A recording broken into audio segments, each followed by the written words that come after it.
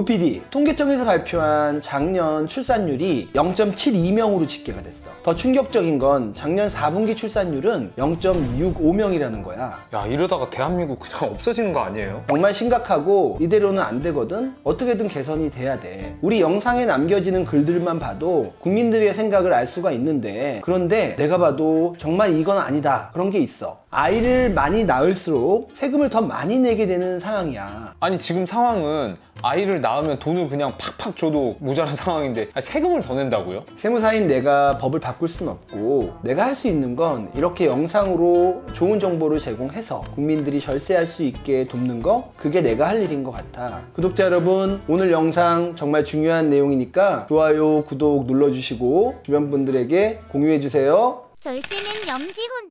아니 형, 전 진짜 지금 이해가 안 되거든요. 그러니까 지금 정부에서는 애 낳으면 뭐 돈도 주고 뭐 대출도 해주고 그런 걸로 제가 알고 있는데, 형 말은 지금 자녀가 많을수록 세금을 더 낼 수 있다는 거잖아요. 물론 정부에서도 출산율 증대를 위해서 많은 노력을 하고 있어. 그런데 지금 이 사례를 보면 말이 안 되는 상황이 생겨. 며칠 전 나한테 상담 받고 가신 분이 애를 많이 안 낳길 잘했다, 이 말을 하는데 너무 가슴 아프더라고. 아이 출산에 대해서 이야기하면서 세금만 이야기하려니까 좀 그렇지만 그래도 알아야 돼. 최근 비슷한 재산을 가진 두 분이 돌아가셨어. 두 분 다 재산은 똑같은데 아이가 많을수록 세금을 더 내는 상황, 세금이 올라가는 상황을 내가 직접 봤지. 내가 최근에 신고한 내용을 표로 보여줄게. 이 표는 상속 재산이 20억인 경우 자녀가 1명일 때와 3명일 때를 비교한 거야. 쉬운 이해를 돕기 위해 상속 재산을 똑같이 20억으로 맞췄어. 배우자 공제는 최소 5억 원에서 최대 30억인데 이게 한도가 자식이 많아지면 배우자의 법정 상속 지분이 적어지면서 공제 금액이 적어져 죽을 때 상속세를 1억 3,900만 원을 더 내야 하는 이해할 수 없는 일이 생기는 거야. 자식이 1명일 때와 자식이 3명일 때 모두 상속재산가액은 20억 원으로 같아. 자식이 있기 때문에 일괄공제 5억 원을 받을 수 있는 것도 똑같아. 여기서 다른 건 자식이 1명일 때 배우자 공제를 받을 수 있는 최고 한도야. 자식이 1명일 때는 전체 재산 20억의 최대 60%, 12억 원까지 배우자 공제를 받을 수 있는데 반해서 자식이 3명이면 배우자 공제를 최고로 많이 받을 수 있는 금액이 6억 7천만 원 밖에 안 돼. 따라서 과세 표준이 3억과 9억 6천. 자식이 1명일 때는 산출세액이 5천만 원, 3명일 때는 1억 8,900만 원. 자그마치 1억 3,900만 원이나 차이가 나는 거지.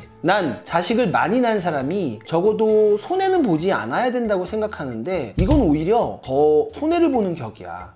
이 설명대로라고 하면 너무 충격적이에요. 근데 출산을 하면 세금을 공제해 주는 것도 있잖아요. 그렇지. 그거랑 그럼 같이 비교를 해야지 맞는 거 아니에요? 아주 좋은 질문이야. 출산 공제가 커서 그런 거 아니냐? 그렇게 생각할 수도 있는데, 그럼 한번 보자. 아이가 태어나면 첫째, 증여공제 중 칠산증여공제 1억 원을 양가에서 각각 받을 수 있어. 둘째, 소득세 계산 시 만 19세까지 소득공제 중 기본공제 150만 원을 받을 수 있어. 셋째, 소득세 계산 시 8세부터 19세까지 세액공제 15만 원을 받을 수 있어. 넷째, 출산한 해에 한해서 30만 원의 세액공제를 해줘. 이렇게 해서 절감받는 세액은 2,610만 원이야. 그런데 출산증여공제는 혼인증여공제랑 중복해서 받을 수 없으니까 혼인공제 받은 사람은 출산을 해도 증여공제 효과를 못 받아. 따라서 아래에서 출산증여공제는 0원이 되고 결국 600만 원 정도 세금 효과를 받는 거야. 자식을 낳아서 평생 세금을 한 명당 600만 원 아끼고 2명이면 1200만 원을 아끼고 죽을 때 상속세를 그 2명 때문에 1억 3,900만 원을 더 내는 충격적인 일이 생긴다고. 다만 배우자 공제를 많이 받는 게 당장은 좋아 보이지만 언젠가 남아있는 그 배우자분도 떠나시는 슬픈 순간이 올 땐 그때는 배우자 공제가 전혀 안 되고 일가공제 5억만 있으니 그때 세금 부담이 커질 수는 있어. 자, 어떤 상황인지는 제가 알겠어요. 그러면 이렇게 자녀가 많은 경우에는 어떤 식으로 상속 플랜을 짜야 될까요? 내가 아까 그랬지, 남아있는 배우자도 언젠가 돌아가시는 그 슬픈 순간이 올 수 있다고. 자식이 1명인 사람은 당장 세금을 적게 내니까 좋을 수는 있지만 이 배우자에게도 20억 원의 재산이 또 있다고 생각했을 때 그러면 이 배우자는 32억 원의 재산이 되고 배우자 공제를 없으니까 다음에 일가공제 5억밖에 못 받으면 세금 부담이 커질 수 있어. 그래서 자녀가 3명인 이분이라 부모님이라면 나는 차라리 그 6억 7천만 원이라는 재산을 하나도 받지 마시고 이 배우자분에게도 20억이라는 재산이 또 있을 수도 있으니까 차라리 하나도 안 받고 5억이라는 배우자 공제 기초적으로 받을 수 있는 최소 공제를 받고 이참에 자식들 3명한테 아버지의 그 재산을 나눠주는 것도 좋은 절세 방법이야. 그렇게 하면 이 다음에 어머니에게 남아있는 그 20억 원이라는 재산만 상속하면 되니까 차라리 다 줘버리는 거, 그게 좋은 절세 방안이라고 생각해. 절세는 염지훈. 가족과 관련된 두 번째 주제는 효자 얘기야. 문PD 전원일기라고 알아? 알죠. 우리 시청자분들은 대부분 다 아실 것 같은데, 근데 그 전원일기가 세금하고 무슨 관련이 있어요? 거기에 배우 최불암 씨가 나오는데 3대가 화목하게 사는 모습이 보기 좋았어. 나도 부모님이랑 11년 살았는데 할아버지 할머니가 손자 봐주면서 살았던 그때가 그리워. 아이들의 정서에도 좋았던 것 같고. 그런데 부모님 모시고 효자로 사는 게 세금상으로는 그렇게 좋지 않더라고. 야, 설마 부모님 모시고 살면 뭐 세금을 더 내야 되고 뭐 그런 건 아니겠죠? 약간 그럴 수 있는 부분이 있어. 내가 부모님을 모시고 11년 살았다고 했잖아. 난 결혼 전에 조그만 집이 하나 있었고 부모님도 집이 있으셨어. 결혼하자마자 함께 계속 살았고, 그런데 한바타면 내가 1세대 1주택으로 착각하고 내 집을 팔 뻔했던 적이 있어. 세무공무원인 내가 1세대 1주택으로 착각하고 비과세를 못 받을 뻔했던 거야. 그때가 2018년 이전이었는데 그때는 60세 이상 부모랑 합가한 날로부터 5년이 지나면 2주택으로 비과세가 안 되는 때였어. 그래서 나는 실제로 분가한 이후 한참 후에 양도를 했고 결국 비과세는 받았어. 근데 최근 실제로 내가 아는 분이 동고북양 합가 기간인 10년이 넘어서 위장으로 분가를 했어.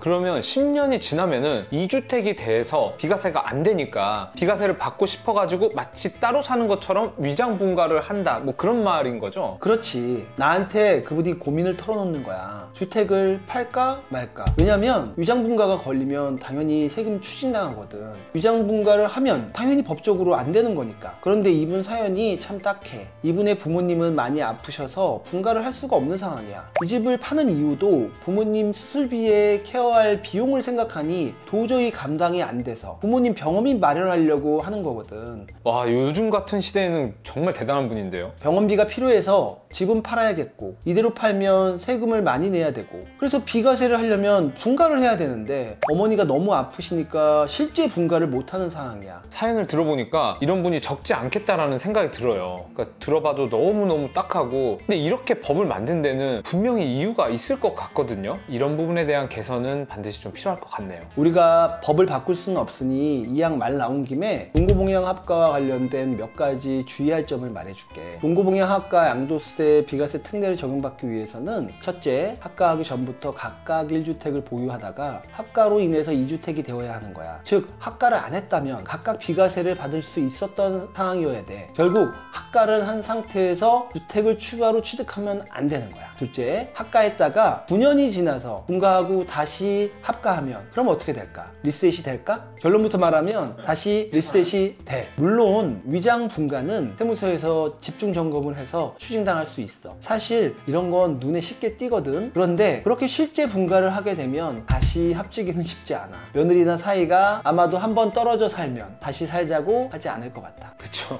한번 떨어지면 뭐 다시 합치는 거는 불가능에 가까운 것 같고, 근데 형이 지금 주의점에 대해서 얘기해줬는데 주의점도 중요하지만 절세 포인트도 중요할 것 같거든요. 절세 포인트는 뭐 없어요? 있지. 동고북양에서 세법상 매우 유리한 규정이 한 게 있어. 바로 상속 시 최고 6억 원까지 공제되는 동거주택 상속 공제 규정이야. 부모님을 모시고 살던 자식이 부모와 10년 이상 동거하다가 해당 주택을 보유하고 있던 부모님이 돌아가시면 최대 6억 원까지 공제받는 규정인데, 첫째, 돌아가신 부모와 자식이 돌아가신 날로부터 소급해서 10년 이상 계속해서 하나의 주택에서 동거해야 해. 둘째, 마찬가지로 10년 이상 부모와 자식이 1세대 1주택이거나 무주택이어야 해. 셋째, 상속기 시 현재 동거한 해당 자녀가 상속을 받아야 해. 부모가 돌아가시는 그 순간까지 함께했던 그 자녀를 위해서 6억 원을 공제해주는 건 좋은데 규정이 엄격해. 최근 유튜브를 보시면서 내게 연락 주신 분들의 사연 중에서 동거주택 상속공제를 아깝게 놓친 분들이 많이 있어. 첫 번째, 번째 분은 동거주택 상속공제 요건을 잘 몰라서 동거한 자식이 있는데 배우자 공제를 많이 받으려고 해당 주택을 배우자가 상속을 받으신 거야. 과거에 배우자도 동거주택 상속공제를 해주던 때가 있었는데 지금은 직계 비속만 공제가 되거든. 그래서 그분은 6억원 공제를 날리고 납부, 지연, 가산세까지 부담했어. 두 번째 분은 동거주택 상속공제 요건 중에 소급해서 10년간 같이 살았어야 했는데 2개월이 모자랐어. 그런데 그분 말씀은 그 2개월은 10년 전에 부모님 댁으로 주소 이전을 늦게 해서 그랬다고 하시더라고. 그래서 조사를 받으면서 10년 전에 실제로 부모님 댁에 살았다는 그 증빙을 찾고 계시더라고. 세 번째 분은 10년 3개월을 같이 동거를 하셨는데 마지막 1년을 요양원에서 보내셨어. 물론 주말마다 요양원에 찾아가서 함께 했고 요양원 비용도 그 아들이 냈는데